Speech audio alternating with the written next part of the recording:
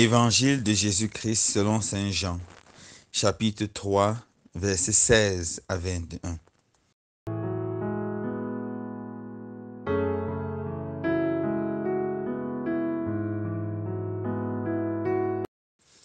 En ce temps-là, Jésus disait à Nicodème, « Dieu a tellement aimé le monde qu'il a donné son Fils unique, afin que quiconque croit en lui ne se perde pas, mais obtienne la vie éternelle. Car Dieu a envoyé son Fils dans le monde, non pas pour juger le monde, mais pour que par lui le monde soit sauvé. Celui qui croit en lui échappe au jugement, et celui qui ne croit pas est déjà jugé, du fait qu'il n'a pas cru au nom du Fils unique de Dieu. Et le jugement, le voici. La lumière est venue dans le monde, et les hommes ont préféré les ténèbres à la lumière, parce que leur œuvre était mauvaise. Celui qui fait le mal déteste la lumière. Il ne vient pas à la lumière, de peur que ses œuvres ne soient dénoncées. Mais celui qui fait la vérité vient à la lumière, pour qu'il soit manifeste que ses œuvres ont été accomplies en union avec Dieu. Acclamons la parole de Dieu. Louange à toi, Seigneur Jésus.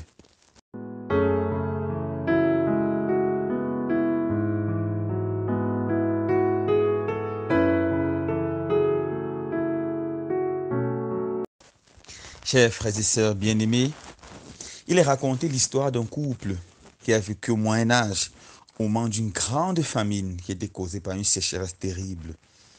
N'ayant plus rien pour vivre, la seule solution pour s'échapper était que ce couple vende un de leurs enfants en esclavage et utilise cet argent pour se nourrir en attendant les pluies.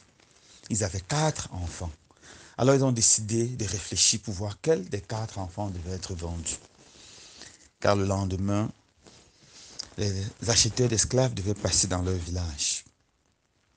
Alors ils ont passé toute la nuit à réfléchir. Premièrement, ils ont pensé au premier.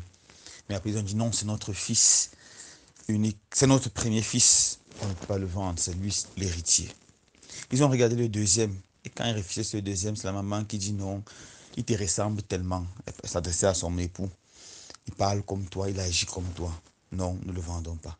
Et ils ont pris le troisième. Ils ont dit non, non, non, non. Le troisième ressemble tellement à la maman. Il est très maternel. C'est celui qui est le compatissant des enfants. Et ils ont regardé le quatrième. Ils ont dit non, on ne peut pas le vendre. C'est notre Benjamin. C'est l'enfant de notre vieillesse. On ne peut pas le vendre. Finalement, ils se sont résignés. Ils ont dit, on ne peut vendre aucun de nos enfants, on va mourir tous ensemble. C'est assez mission, non? C'est très beau. On admire ce couple parce qu'ils n'ont pas vendu un de leurs enfants. Ils ont préféré tous périr ensemble. Mais si on veut faire une analogie avec l'évangile de ce jour, on va voir que d'un côté, nous avons Dieu qui a un fils unique, son propre fils, qu'il a engendré depuis toute éternité. De l'autre côté, il y a tous ces enfants adoptifs qui sont chacun de nous les hommes. Et nous avons le grand drame du péché qui conduit tout le monde à la mort. Alors, il est question pour Dieu de réfléchir. Soit de sacrifier son fils unique, le fils de ses entrailles, et de sauver tous les hommes. Soit de laisser tous les hommes périr. Et Dieu accepte de sacrifier son fils unique. C'est un fils qu'il aime, parce qu'il aime les hommes. Voilà le grand sacrifice de Dieu pour nous. Dieu a tant aimé le monde, tellement aimé le monde, qu'il a envoyé son Fils, afin que son Fils meure sur la croix. Son Fils souffre la passion par amour pour nous. Oui, frères et sœurs bien-aimés, nous sommes en face du plus grand et du plus beau verset de la Bible. Dieu a tant aimé le monde. Voilà le cœur de tout. Voilà le résumé de tout l'évangile. Dieu a un cœur brûlant d'amour pour tous les hommes, depuis le premier homme, Adam, jusqu'aux derniers hommes qu'il trouvera sur la terre. Dieu aime tous les hommes, peu importe l'état de leur péché, peu importe la qualité de leur vie. Dieu nous aime à la folie. Et à cause de cet amour qu'il envoie son Fils Jésus, qu'il a envoyé il y a 2000 ans, et qu'il continue à l'envoyer chaque jour, quand les Eucharisties sont célébrées, chaque jour, quand sa parole est prêchée, chaque jour quand le bien est fait. Et la raison est celle-ci, pour que nous croyions en lui et que nous échappons au jugement, à la condamnation, à la mort éternelle, à la seconde mort.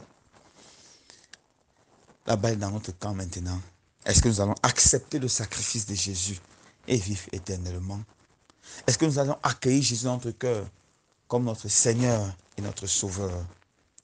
Est-ce que nous allons croire, pas seulement en parole, mais avec notre vie, que l'Esprit Saint vienne nous éclairer, donne la force d'accueillir Jésus dans notre cœur comme notre Sauveur et comme notre Seigneur personnel.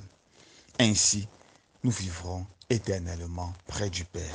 Loué soit Jésus-Christ.